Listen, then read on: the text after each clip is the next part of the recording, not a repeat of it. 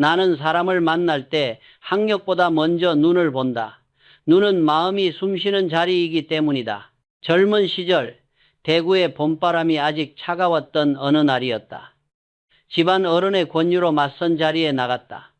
요즘처럼 마주 앉아 이야기를 나누는 자리가 아니었다. 서로 스쳐 지나가며 느낌만으로 사람을 보는 독특한 형식이었다. 그 순간 한 여인을 보았다. 단정한 한복, 가지런히 빗은 머리, 그리고 조용하지만 깊은 눈빛. 나는 한마디 말도 하지 않았지만 마음속에서 확신이 일었다. 저 사람이라면 나와 함께 고생할 수 있겠다. 그 짧은 눈빛 하나가 내 인생의 방향을 바꾸었다. 주변의 사람들은 모두 고개를 저었다. 그 여자는 평범해. 네가 꿈꾸는 인생과는 어울리지 않아. 하지만 나는 흔들리지 않았다. 나는 외모나 조건이 아니라 그 눈빛 속에 담긴 진심과 단단함을 보았다. 그녀는 주변의 시선을 의식하지 않고 조용히 걸어나갔다. 그 고요한 걸음 속에서 나는 묘한 안정감을 느꼈다. 세상이 아무리 요란해도 이 사람이라면 끝까지 나를 믿고 함께 걸을 것 같았다. 그날 이후 나는 단 한 가지를 깨달았다. 사람의 가치는 말이 아니라 눈빛에 담겨 있다. 며칠 뒤 가족들에게 결혼 의사를 밝혔다. 모두가 반대했다. 상인은 신랑감이 못 된다. 가세가 기운 집안의 막내에게 미래가 있겠느냐. 그 말들이 내 귀를 스쳤지만 마음은 조금도 흔들리지 않았다. 나는 확신했다. 신뢰는 세상의 반대보다 강하다. 결국 우리는 작은 마당에서 조용한 결혼식을 올렸다. 화려한 예복도 풍성한 잔치도 없었다. 친구 몇 명과 가까운 친척들이 모여있는 자리에서 나는 그녀의 손을 꼭 잡고 말했다. 이제부터가 진짜 시작이요. 앞으로 쉽지 않을 거요. 그녀는 조용히 미소를 지었다. 괜찮아요. 함께라면 됩니다. 그날 밤 나는 처음으로 진정한 파트너란 어떤 사람인가를 깨달았다. 같이 웃고 같이 버티며 같이 걸어갈 수 있는 사람. 그 믿음 하나로 우리는 세상의 반대를 이겨냈다. 후에 나는 종종 이렇게 말했다. 사람의 눈은 그 사람의 마음이 숨쉬는 창이다. 나는 그 눈으로 인생을 선택했다. 그 짧은 순간의 만남이 평생의 인연이 되었고 훗날 삼성의 씨앗이 된 삼성상회의 출발점이 되었다. 사람들은 말한다. 인생을 바꾸는 만남은 단 몇 초면 충분하다고. 그 말이 틀리지 않다. 다만 그 몇 초의 진심을 알아보는 눈이 필요할 뿐이다. 그날의 봄, 그 눈빛 하나가 내 삶의 모든 계절을 바꾸었다. 그리고 나는 지금도 스스로에게 묻는다. 너는 오늘 만나는 사람의 눈빛 속에서 무엇을 보고 있는가? 진심을 보는 눈을 잃지 않는다면 인생은 언제든 다시 시작될 수 있다. 그 믿음이 나의 첫걸음이었다. 그녀와의 결혼을 결심했을 때 세상은 모두 등을 돌렸다. 가족도, 친척도, 친구도 말했다. 사업하는 사람은 믿을 수 없다. 장사꾼은 신랑감이 아니다. 그 시절 상인은 안정된 직업으로 인정받지 못했다. 가세가 한때 기울었던 집안의 막내, 가진 것 없는 청년 이병철에게 사람들은 미래를 묻지 않았다. 그저 불안과 실패를 예언할 뿐이었다. 하지만 나는 알고 있었다. 돈이 없는 사람은 실패할 수 있다. 그러나 신뢰가 있는 사람은 반드시 다시 일어난다. 그녀의 눈빛은 그 신뢰를 담고 있었다. 그래서 나는 세상의 반대를 선택이 아니라 확신의 증거로 삼았다. 모든 이가 안 된다라고 말할 때 내 마음은 오히려 더 단단해졌다. 박두월 여사는 조용히 그러나 확실하게 말했다. 그 사람은 자신을 속이지 않을 거예요. 그 한마디는 그 어떤 재산보다 값졌다. 그녀는 화려함보다 진심을, 조건보다 신뢰를 택했다. 그리고 나는 그 선택에 내 인생을 걸었다. 결혼식은 초라했다. 잔치 대신 다짐이 있었고 축복 대신 현실이 있었다. 작은 마당, 낡은 등잔, 몇 명의 친지, 그리고 한 벌의 깨끗한 한복. 나는 그날 그녀의 손을 잡으며 말했다. 우리 인생은 지금부터 진짜 시작이요. 쉬운 날은 없을 거요. 그녀는 눈을 들어 미소 지었다. 괜찮아요. 함께라면 됩니다.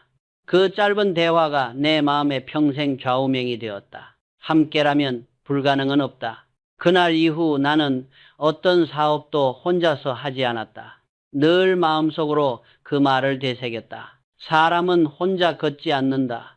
믿음이 곁에 있을 때 길은 길이 된다. 우리는 결혼 후 대구에 낡은 방 한 칸을 얻어 살았다. 방 한쪽에는 쌀자루, 다른 한쪽에는 장부와 책상. 아침이면 그녀가 밥을 짓고 나는 새벽 시장으로 향했다. 낮에는 물건을 나르고 밤에는 장부를 정리했다. 하루 한 끼를 나눠 먹으며 내일을 준비했다. 그 시절의 우리에게는 화려한 꿈 대신 절박한 오늘이 있었다. 하지만 나는 그 절박함이야말로 복이라고 믿었다. 가난은 인간을 부수기도 하지만 진심을 증명하는 기회가 되기도 한다. 그녀는 불평하지 않았다. 가난은 부끄럽지 않아요. 진심 없이 사는 게 부끄러운 거죠. 그녀의 이 한마디가 훗날 삼성의 신용정신이 되었다. 세상은 우리를 비웃었다. 하지만 우리는 그들의 웃음 대신 서로의 믿음을 선택했다. 그녀는 계산서를 정리했고 나는 장부를 지켰다. 그녀의 손끝엔 늘 연필 가루가 묻어 있었고 내 눈빛엔 새로운 다짐이 번졌다. 그날 이후 나는 확실히 깨달았다. 기업은 자본이 아니라 신뢰로 세워진다. 그리고 그 신뢰의 첫 벽돌은 바로 사랑이었다. 세상의 반대를 이긴 결혼, 그것은 단순한 사랑이 아니라 인생의 첫 사업이었다. 나는 오늘도 그때의 마음으로 스스로에게 묻는다. 너는 지금도 믿을 만한 사람을 곁에 두고 있는가? 그 대답이 바로 인생의 방향이다. 결혼 후 우리가 처음 얻은 집은 대구의 낡은 방 한 칸이었다. 한쪽 벽에는 쌀자루가, 다른 한쪽에는 헌 책상과 장부 한 권이 놓여 있었다. 그곳이 바로 훗날 삼성 상회가 될 첫 사무실이었다. 나는 새벽이 오기 전에 일어나 시장으로 향했다. 손수 물건을 고르고 짐을 지고 낮에는 거래처를 찾아다녔다. 밤이 되면 그녀와 함께 납품한 내역을 정리하고 계산서를 묶었다. 그때의 하루는 짧았고 잠은 사치였다. 그러나 나는 단 한 번도 불평하지 않았다. 일이 많다는 건 아직 가능성이 있다는 뜻이다. 나는 그 믿음으로 하루를 버텼다. 박두월 여사는 늘 내 옆에 있었다. 그녀의 손끝엔 연필 자국이 지워질 새가 없었고 그 손으로 밥을 짓고 장부를 썼다. 하루 한 끼를 나눠 먹을 때에도 우리는 서로의 눈을 보며 웃었다. 그 미소가 내게는 세상의 어떤 자본보다 든든한 투자금이었다. 비 오는 날이면 천장에서 물이 새었다. 장부가 젖지 않도록 그녀는 몸으로 덮었고 나는 젖은 종이를 펴며 숫자를 다시 적었다. 그 시절에 나는 깨달았다. 신용은 종이 위에 있는 것이 아니라 사람의 마음속에 새겨지는 것이다. 한번 약속한 날짜는 어떤 일이 있어도 지켰다. 비가 오면 우비를 쓰고 돈이 없으면 빚을 내서라도 갚았다. 약속을 어기면 장사는 끝난다고 믿었다. 그녀는 말했다. 돈이 없다고 불행한 게 아니에요. 믿을 사람이 없을 때가 진짜 불행이에요. 그 말을 들은 밤 나는 장부에 이렇게 적었다. 오늘의 수치 내일의 자산이 되리라. 그 한 문장이 내 인생의 뿌리가 되었고 훗날 삼성의 정신이 되었다. 나는 자주 배달을 갔다. 어깨에 짐을 메고 비에 젖으며 마음속으로 되뇌었다. 남들보다 먼저 일어나고 늦게 자면 반드시 길이 열린다. 내가 배운 세상의 원리는 단순했다. 성실은 실패를 막지 못하지만 반드시 재기의 씨앗을 남긴다. 그 시절 우리는 목욕탕에 갈 돈도 없었다. 어느 날 나는 주인에게 말했다. 오늘은 내일 드리겠습니다. 그 말이 내 입에서 나올 때 자존심이 무너지는 소리를 들었다. 하지만 나는 그 부끄러움을 외면하지 않았다. 오히려 그것을 나의 교훈으로 삼았다. 부끄러움을 견디는 사람이 신용을 세운다. 밤이면 그녀는 등잔불을 켜고 내 옆에 앉았다. 여보, 글씨가 잘 안 보이잖아요. 불 좀 가까이 할게요. 그 말 한마디에 마음이 따뜻해졌다. 나는 장부를 덮으며 속삭였다. 이 빛이 꺼지지 않으면 우리의 내일도 꺼지지 않겠지요. 그녀는 조용히 웃었다. 그 미소는 나를 다시 일으키는 불빛이었다. 우리는 가진 것이 없었지만 믿음 하나로 모든 날을 견뎠다. 가난은 우리를 약하게 만들지 않았다. 오히려 사람의 본질을 단단하게 다듬는 불이 되었다. 나는 그 시절을 결코 부끄럽게 생각하지 않는다. 그 가난이 없었다면 나는 절대 신용의 무게를 배우지 못했을 것이다. 그리고 지금도 나는 그때의 나에게 묻는다. 다시 그 방으로 돌아가더라도 너는 같은 선택을 할 수 있겠는가? 대답은 언제나 같다. 그렇다. 왜냐하면 그 가난이 나를 만들었으니까. 가난 속에서도 내가 가장 두려워한 것은 돈이 아니었다. 신용을 잃는 일이었다. 당시 대구의 상권은 작았다. 한 번 약속을 어기면 소문이 삽시간에 퍼졌다. 나는 그게 무섭고도 고마웠다. 세상은 잔인했지만 그 잔인함 덕분에 나는 책임을 배웠다. 그날도 장부를 들여다보며 한숨을 쉬었다. 받지 못한 외상값이 쌓여 있었고 다음 거래를 위한 돈이 없었다. 박두월 여사가 조용히 물었다. 이제 어떡할까요? 나는 잠시 생각하다 말했다. 오늘의 부끄러움을 견디고 내일의 신용을 세웁시다. 그녀는 고개를 끄덕였다. 그 말은 곧 우리의 원칙이 되었다. 나는 거래처를 찾아다니며 직접 얼굴을 비추었다.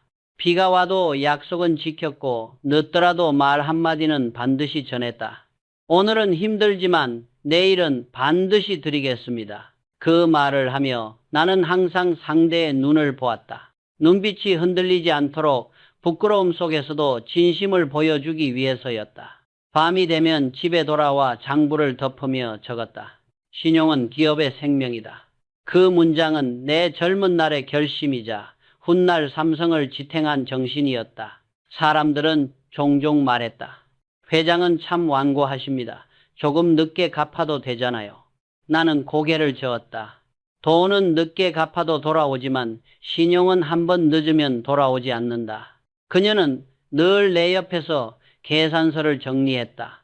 밤이 깊을수록 손등엔 펜 자국이 번졌다. 그녀는 피곤한 얼굴로도 말했다. 오늘의 부끄러움은 내일의 자랑이 될 거예요. 나는 그 말을 듣고 미소 지었다. 그녀의 한마디가 내 신념을 더욱 단단하게 만들었다. 어느 날 나는 장터에서 한 노인을 만났다. 그는 말했다. 젊은이 신용은 눈처럼 쌓이지만 한 번 녹으면 다시는 돌아오지 않네. 그 말이 내 가슴에 깊이 남았다. 그날 이후 나는 어떤 거래든 눈빛으로 신용을 약속하는 습관을 들였다. 서류보다 눈, 계약보다 마음. 그것이 내가 배운 장사의 첫 법칙이었다. 가난은 사라질 수 있다. 하지만 신용이 무너지면 모든 게 끝난다. 그 사실을 깨달은 날부터 나는 돈보다 사람의 믿음을 먼저 세웠다. 삼성상회의 간판보다 사람들의 마음속에 새겨진 이름이 더 중요했다. 이병철은 약속을 지키는 사람이다. 그 한마디면 충분했다. 밤마다 나는 스스로에게 되물었다. 오늘 나는 내 신용을 지켰는가? 그 대답이 예라면 아무리 매출이 적어도 행복했다. 왜냐하면 나는 알고 있었다. 신용은 돈이 아니라 마음의 창고에서 나온다. 그녀는 내게 늘 미소 지었다. 여보, 오늘도 잘 버텼어요. 그 한마디에 나는 알았다. 우리가 세운 신용은 장부 위의 숫자가 아니라 두 사람의 믿음으로 적힌 역사라는 것을. 그날 이후 나는 더 단단해졌다. 세상이 아무리 흔들려도 신용만은 무너지지 않게 하리라. 왜냐하면 그것이 나와 그녀가 함께 세운 첫 번째 기업의 기둥이었기 때문이다. 겨울이 끝나가던 어느 날 우리의 장부는 텅 비었다. 거래는 끊겼고 쌀독엔 마지막 한 줌의 쌀만 남았다. 그날 밤 나는 아무 말도 하지 못했다. 장부를 덮은 손끝이 떨렸고 그녀는 잠시 나를 바라보다가 천천히 자리에서 일어났다. 그리고 조용히 장롱문을 열었다. 그녀의 손에는 결혼식 때 친정에서 받은 한 벌의 비단 한복이 있었다. 결혼 후 단 한 번도 입지 못했던 그녀의 유일한 값진 옷이었다. 나는 놀라며 물었다. 그걸 어쩌려고요? 그녀는 미소를 지었다. 이제 이걸 쓸 때예요. 그녀는 낡은 보자기에 한복을 곱게 쌓아들고 추운 바람 속으로 나섰다. 눈발이 흩날리던 거리, 그녀의 걸음은 단단했다. 헌옷상 주인은 옷을 펼쳐보며 말했다. 이건 오래돼서 값이 별로 안 나올 겁니다. 그녀는 고개를 숙이며 조용히 대답했다. 괜찮아요. 지금은 이게 가장 소중한 돈이에요. 그날 그녀가 손에 쥔 돈은 단 3원 50전. 지금의 가치로 치면 겨우 한 끼 밥값에 불과했다. 하지만 그 돈은 우리 집의 숨을 다시 틔운 첫 번째 자본이었다. 나는 그 돈으로 밀가루를 샀고 밤새 국수를 만들었다. 다음 날 새벽 나는 그 국수를 이고 시장으로 나갔다. 얼어붙은 손으로 국수를 내밀며 말했다. 오늘은 꼭 팔아야 한다. 그날 저녁 장부에는 오랜만에 붉은 글씨 대신 검은 숫자가 새겨졌다. 그 작은 거래가 훗날 삼성상의 첫 매출로 기록되었다. 나는 그 장부를 덮으며 아내에게 말했다. 이건 당신이 만든 첫 번째 기적이요. 그녀는 조용히 미소를 지었다. 한복이 아니라 믿음을 판 거예요. 그 후로도 그녀는 여러 번 헌옷점을 찾았다. 저고리, 허리띠, 비단, 그리고 마지막엔 어머니에게 물려받은 옥 장식까지 팔 수 있는 건 모두 내놓았다. 나는 그때마다 마음이 아팠다. 하지만 그녀는 한 번도 눈물을 보이지 않았다. 이건 잃는 게 아니에요. 우리가 다시 세워질 수 있는 기회예요. 그녀의 그 말이 내 인생의 방향을 바꾸었다. 나는 깨달았다. 투자는 돈이 아니라 결심으로 시작된다. 그날 이후 나는 숫자보다 사람의 결심을 먼저 보았다. 자본은 언젠가 사라지지만 믿음으로 한번 세운 마음은 절대 무너지지 않는다. 훗날 나는 회고록에 이렇게 적었다. 한 벌의 낡은 옷이 한 나라의 산업을 살렸다. 그 문장은 내 삶의 가장 솔직한 고백이었다. 그 한복은 사라졌지만 그 한복에 담긴 정신은 지금도 삼성의 심장 속에 살아있다. 그녀는 세상의 기준으로 보면 평범한 여인이었다. 그러나 내 눈에는 세상 그 누구보다 단단하고 아름다웠다. 나는 그날 이후 내 마음에 새겼다.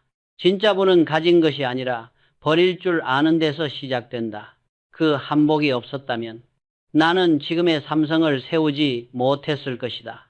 가난을 견디고 신용을 세우며 마지막엔 사랑을 투자한 그 여인이 있었기에 삼성의 첫 매출은 단순한 숫자가 아니라 두 사람의 믿음이 만든 역사였다.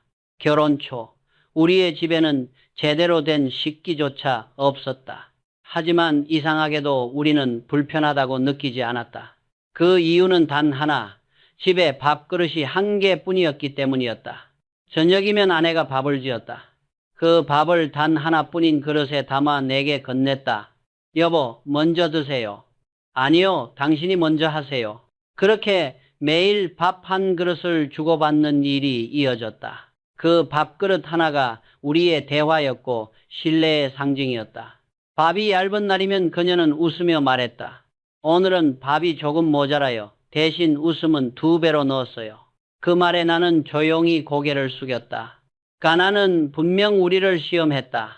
하지만 그 한 그릇의 밥이, 그 웃음 한 번이 우리를 버티게 했다. 나는 훗날 그 시절을 회상하며 이렇게 말했다. 우린 밥그릇 하나를 사이에 두고 서로의 마음을 확인했다. 그것이 우리의 첫 번째 약속이었다. 그 약속은 훗날 삼성의 경영 철학이 되었다. 작은 것도 소중히 여겨라. 그 한 그릇의 밥이 기업의 첫 번째 정신을 낳은 것이다. 비가 새는 지붕 밑에서도 겨울 찬바람이 스며드는 방에서도 그 밥그릇은 항상 식탁 위에 있었다. 그건 단순한 식기가 아니었다. 하루의 고단함을 녹이는 약속의 그릇, 그리고 내일을 준비하는 희망의 그릇이었다. 나는 자주 직원들에게 말했다. 사랑도 사업도 결국은 신뢰의 밥그릇 하나에서 시작한다. 그 말을 이해하지 못하는 젊은 직원들이 많았다. 하지만 시간이 지나 그들은 깨달았다. 기업의 성공은 거대한 공장이나 자본이 아니라 작은 신뢰를 나누는 밥그릇에서 출발한다는 것을. 그녀는 늘 말없이 나를 도왔다. 내가 밥을 뜨면 그녀는 장부를 정리했고 내가 장부를 덮으면 그녀는 밥그릇을 닦았다. 그 평범한 하루들이 쌓여 삼성상회라는 이름이 조용히 자라났다. 훗날 나는 호암미술관에 그 밥그릇을 기증했다. 그건 세상에서 가장 값진 도자기였다. 돈으로 살 수 없고 오직 믿음과 사랑으로만 채워질 수 있는 그릇이었다. 많은 사람들이 물었다. 회장님, 왜 그 낡은 그릇을 그렇게 소중히 여기십니까? 나는 미소를 지으며 답했다. 그건 나의 첫 번째 자본이자 마지막 교훈이요. 나는 지금도 그 밥그릇을 떠올리면 마음이 고요해진다. 그 한 그릇의 밥처럼 인생도 나누어야 따뜻해진다. 돈이 많다고 행복한 것이 아니다.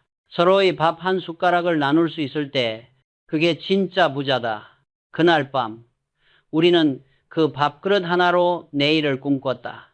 그리고 그 믿음 하나가 훗날 수천 명의 식탁으로 삼성의 밥상이 되어 세상에 퍼져나갔다. 한 그릇의 밥에 담긴 사랑과 약속, 그것이 내가 평생 잊지 못한 첫 번째 경영 수업이었다. 나는 평생 사람을 많이 만났다. 하지만 그중 진짜를 알아보는 일은 언제나 어려웠다. 그래서 나는 한 가지 원칙을 세웠다. 사람은 학력이나 말이 아니라 눈빛과 태도로 읽는다. 삼성상회를 막 세웠을 무렵 직원이 몇 명 되지 않았다. 나는 신입을 뽑을 때마다 그들의 말을 오래 듣지 않았다. 대신 조용히 눈을 바라보았다. 눈을 피하지 않고 짧게라도 똑바로 바라보는 사람, 그 한 사람을 믿었다. 나는 그렇게 말했다. 기술은 가르칠 수 있지만 마음은 가르칠 수 없다. 어느 날 한 직원이 거래 계약서에 숫자를 잘못 적었다. 다른 사람들은 대수롭지 않게 여겼지만 나는 그 직원의 표정을 눈여겨보았다. 그는 땀을 닦으며 웃었지만 손끝이 미세하게 떨리고 있었다. 나는 조용히 물었다. 이건 실수인가? 아니면 숨기고 싶은 일인가? 그는 눈을 마주치며 대답했다. 잘못했습니다. 다시 하겠습니다. 그때 나는 말했다. 좋다. 실수는 괜찮다. 그러나 숨기는 습관은 안 된다. 그날 이후 회사에는 하나의 원칙이 생겼다. 정직보고. 나는 사람에게 완벽함을 원하지 않았다. 대신 진심을 숨기지 않는 용기를 원했다. 그것이 신뢰의 시작이기 때문이다. 나는 늘 사람의 눈을 보며 판단했다. 눈빛이 맑은 사람은 계산보다 진심이 앞섰다. 반대로 시선을 피하거나 말이 지나치게 화려한 사람은 경계했다. 그들은 대부분 이익이 사라지면 마음도 함께 사라졌다. 어느 날 면접 자리에서 한 지원자가 큰 목소리로 말했다. 저는 성실하고 책임감 있는 사람입니다. 나는 미소를 지으며 대답했다. 성실한 사람은 나는 성실합니다라고 말하지 않소. 그건 다른 사람이 대신 말해줄 때 비로소 진짜가 되오. 면접장은 조용해졌다. 나는 이어 말했다. 말보다 눈빛이, 눈빛보다 행동이 진실을 말한다. 그 이후 나는 젊은 직원들에게 이렇게 가르쳤다. 사람을 평가할 때는 머리가 아닌 가슴으로 들어라. 머리로만 판단한 사람은 상황이 바뀌면 쉽게 등을 돌린다. 그러나 가슴으로 믿은 사람은 위기 속에서도 끝까지 남는다. 삼성의 인재 원칙은 그렇게 태어났다. 사람이 모든 것의 시작이다. 나는 기술보다 사람을, 능력보다 인품을 먼저 세웠다. 왜냐하면 기업은 기계로 움직이지 않기 때문이다. 기업은 사람으로 움직인다. 세월이 지나도 나는 그 믿음을 바꾸지 않았다. 사람의 눈은 그 인생의 이력서다. 학벌도 경력도 결국은 그 눈빛 속에서 드러난다. 나는 여전히 누군가를 만날 때 먼저 눈을 보고 마음의 깊이를 읽는다. 그리고 스스로에게 묻는다. 너는 지금 사람을 보는 눈을 잃지 않았는가? 그 질문은 내 인생의 나침반이 되었다. 진심을 보는 눈을 가진 사람만이 신뢰를 세우고 회사를 지킨다. 내가 평생 만난 사람은 수천 명에 달했다. 그중 어떤 이는 잠시 빛났고 어떤 이는 오래 남았다. 나는 그 차이가 어디에서 오는지 오래 고민했다. 결론은 단순했다. 머리로 일하는 사람은 많지만 마음으로 책임지는 사람은 드물다. 나는 늘 직원들에게 말했다. 지식은 배울 수 있지만 마음의 품격은 타고난다. 진짜 인재는 어려울 때 바른 선택을 할 줄 아는 사람이다. 순조로울 때는 누구나 옳은 말을 한다. 하지만 위기의 순간 손해를 감수하면서도 약속을 지키는 사람, 그런 사람만이 나에게 진짜 인재였다. 삼성 상해 시절 한 신입 직원이 거래 대금을 잘못 계산했다. 회사에 돈이 한 푼이라도 귀했던 때였다. 나는 조용히 물었다. 이건 실수인가? 아니면 숨기고 싶은 일인가? 직원은 잠시 머뭇거리더니 내 눈을 똑바로 바라보며 말했다. 제가 잘못했습니다. 나는 잠시 그를 바라보다가 고개를 끄덕였다. 좋다. 너는 합격이다. 그날 이후 회사 게시판에는 한 문장이 걸렸다. 정직한 사람은 실수해도 다시 일어선다. 그 문장은 지금도 삼성의 인사 철학으로 남아있다.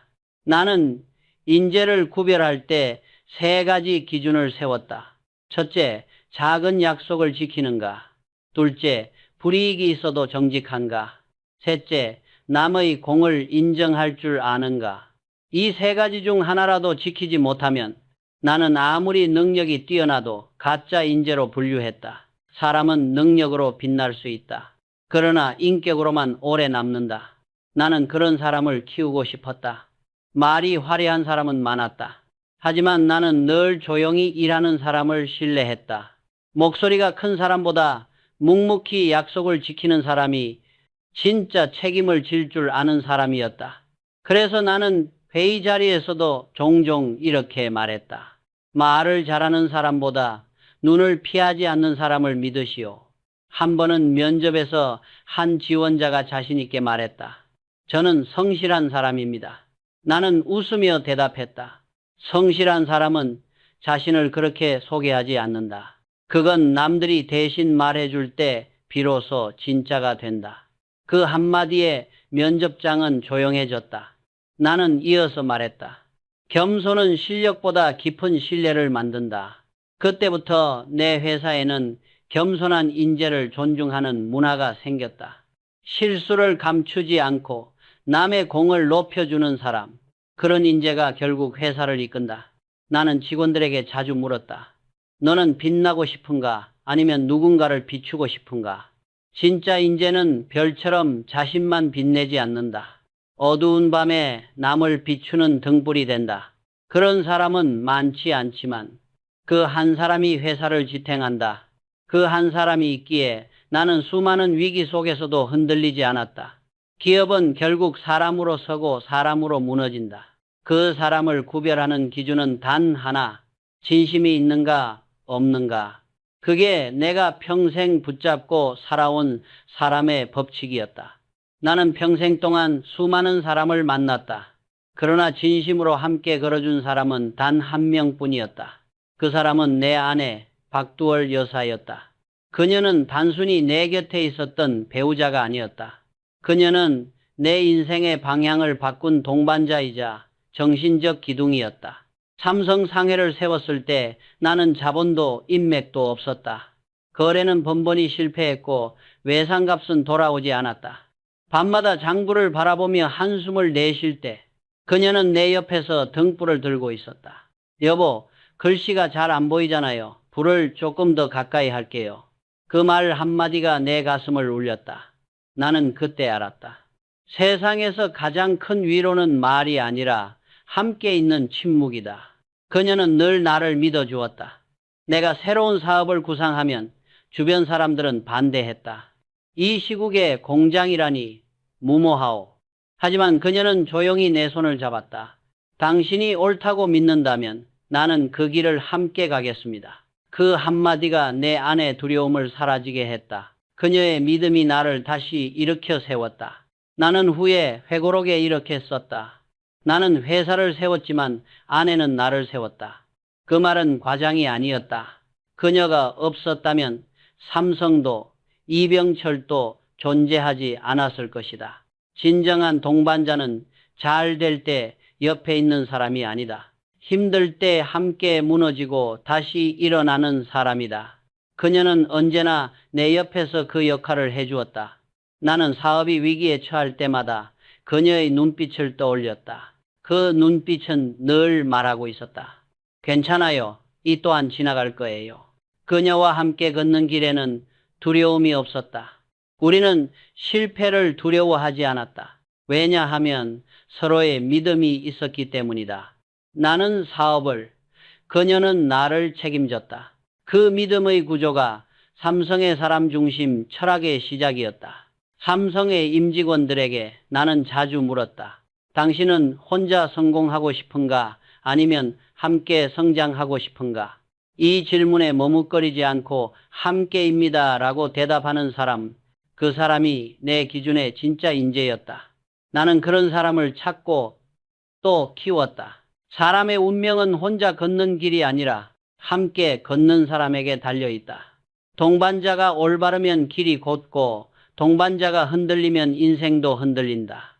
박두월 여사는 내 인생의 가장 큰 행운이었다. 그녀가 있었기에 나는 버틸 수 있었고 그녀의 믿음이 있었기에 수많은 위기 속에서도 나 자신을 잃지 않았다. 나는 지금도 묻는다. 당신 옆에는 어떤 사람이 있습니까? 내 대답은 언제나 같다. 나의 성공은 혼자의 결과가 아니다. 그녀와 함께 걸은 길, 그 자체가 내 인생의 성공이었다. 그녀는 내 인생의 첫 번째 파트너였고 삼성의 첫 번째 공동 창업자였다. 나는 지금도 그날 밤의 등불을 잊지 못한다. 그 불빛 아래서 우리는 함께 꿈을 꿨고 그 빛은 아직도 삼성의 심장 속에서 타오르고 있다. 나는 젊은 시절부터 알고 있었다. 사업이란 결국 제품이 아니라 사람의 마음을 다루는 일이라는 것을. 그래서 나는 회사를 세우기 전부터 사람 중심의 경영을 생각했다. 삼성상해를 운영할 때 직원은 10명도 되지 않았다. 하지만 나는 매일 아침 한 사람 한 사람의 얼굴을 확인했다. 어제보다 오늘 얼굴이 조금 어둡네. 무슨 일 있나? 그 한마디가 직원들에게 월급보다 큰 힘이 되었다. 사람들은 물었다. 회장님, 왜 직원의 사소한 일까지 신경 쓰십니까? 나는 대답했다.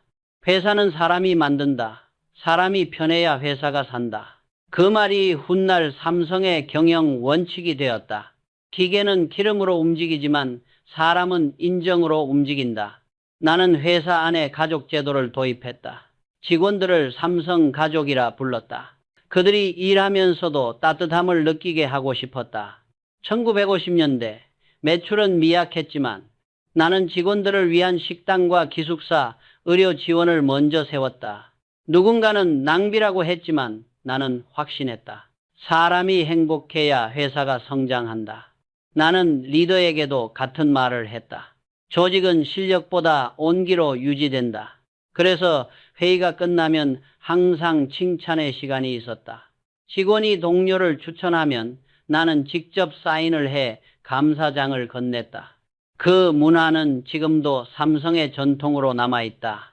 사람을 위한 경영, 그것이 나의 모든 철학이었다. 나는 화려한 리더가 되기보다 직원과 같은 식당에서 밥을 먹고 같은 숙소에서 잠을 잤다. 현장의 의견을 듣기 위해 늘 묻곤 했다. 네가 일하는 그 자리는 어떤가? 불편한 건 없나? 그 질문 하나로 사람들은 회사를 일터가 아닌 우리 집비라 부르게 되었다. 기업은 크기로 평가받을 수 있다. 그러나 진짜 기업은 깊이로 남는다. 그 깊이를 만드는 건 언제나 사람이다. 그래서 나는 마지막까지 말했다. 사람이 먼저다. 그 말은 내 삶의 결론이자 삼성이 지금까지 이어온 가장 강력한 유산이었다. 나는 사람의 얼굴에는 마음이 산다고 믿었다. 복을 부르는 사람은 따로 있었다. 그들의 공통점은 5가지였다. 첫째, 눈빛. 눈은 마음의 창이다. 복을 부르는 사람의 눈빛은 맑고 따뜻했다. 눈을 마주치면 불안이 사라지고 신뢰가 느껴졌다. 나는 면접이나 회의 자리에서 말보다 눈빛을 더 오래 보았다. 이 사람은 계산이 아니라 진심으로 말하고 있구나. 그 믿음 하나로 수많은 인재를 길러냈다. 둘째, 말투. 복을 부르는 사람은 듣는 이의 마음을 편하게 한다. 그들의 말에는 부드러움이 있고 남을 깎아내리지 않으며 감사와 배려가 담겨 있었다. 고맙습니다. 그 한마디를 진심으로 말할 줄 아는 사람, 그 사람에게 복이 머문다. 셋째, 목소리. 목소리가 급한 사람은 마음이 조급한 사람이다.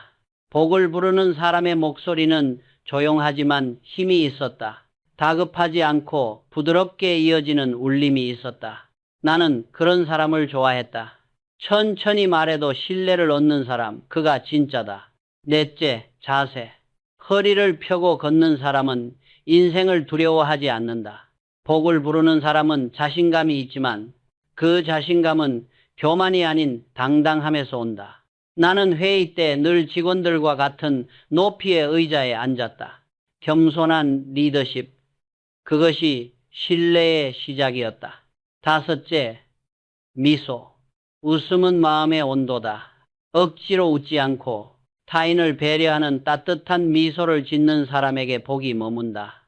내 아내가 그랬다. 가장 힘든 날에도 웃음을 잃지 않았고 그 미소 하나로 내 하루가 다시 시작되었다. 나는 직원들에게 자주 말했다.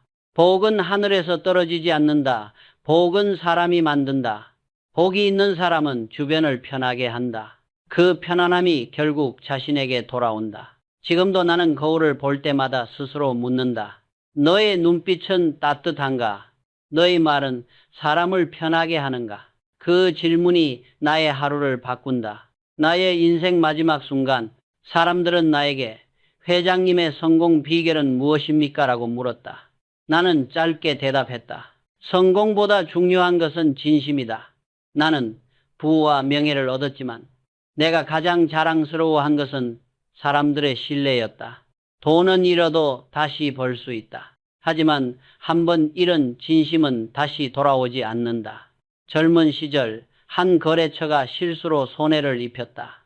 사람들은 그들에게 손해배상을 청구하라고 했다. 하지만 나는 그들을 불러 이렇게 말했다. 이번엔 우리가 손해를 보지만 진심으로 대하면 다음엔 그들이 돌아올 것이다. 그 예감은 맞았다. 그 거래처는 1년 뒤 삼성의 가장 큰 협력사가 되었다. 그 일은 내 철학을 증명했다. 진심은 반드시 돌아온다. 나는 단기적인 이익보다 사람의 신뢰를 더 중시했다. 그래서 회사의 모토를 신용제일로 세웠다. 나는 직원들에게 말했다. 이익을 계산하기 전에 마음의 크기를 계산하라. 이익이 커질수록 마음이 작아지는 일을 경계하라. 삼성은 기술로 성장했지만 진심으로 존경받는 기업이 되어야 한다고 나는 믿었다. 그래서 사회에 받은 이익을 다시 돌려주었다. 삼성문화재단, 보암재단, 생명공익재단, 그 모든 일의 뿌리는 진심이었다.